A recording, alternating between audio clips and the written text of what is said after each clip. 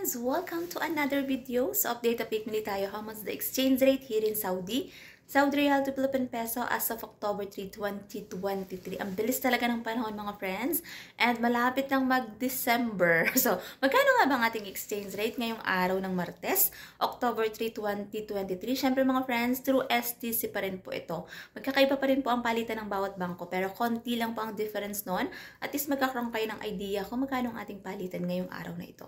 And siyempre matutuwa ang ating mga kababayan na nais magpadala ng pera sa Pilipinas kasi nga mataas pa rin po mga friends ang ating exchange rate. Pero batid naman natin na kapag mataas ang exchange rate, bagsak ang peso. Meaning, mataas ang bilihin sa Pilipinas. Pero hindi rin naman ganun na kapag bumaba ng konti yung exchange rate, ibababa din yung mga bilihin sa Pilipinas. Hindi siya automatic mga friends. Kaya tayong mga OFW, nais natin pag nagpapadala tayo ng pera sa Pilipinas, mataas talaga yung exchange rate. Kasi malaking tulong yon para sa mga pamilya natin doon sa Pilipinas. So magkano nga ba ang ating exchange rate? Papakita ko sa inyo mga friends ang ating update ngayong araw na ito, araw ng Martes, October 3, 2023.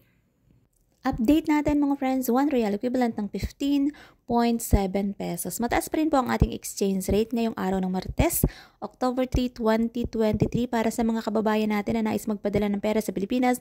Yan po ang ating update exchange rate ngayong araw na ito. And syempre pag nagpapadala tayo ng pera sa Pilipinas, meron pa tayong binabayaran na transfer fee at meron din po tayong VAT. And lagi pa rin po natin tandaan na matuto tayong mag-ipon, magtipid at matutong mag-invest. Kasi nga hindi habang buhay ay nasa ibang bansa tayo at malakas ang ating katawan. So ngayon na mayroon pa tayong kinikita, matuto tayong mag-ipon para sa ating future. Matuto tayong mag-ipon para makapag-for good na rin tayo at makapag-start ng business.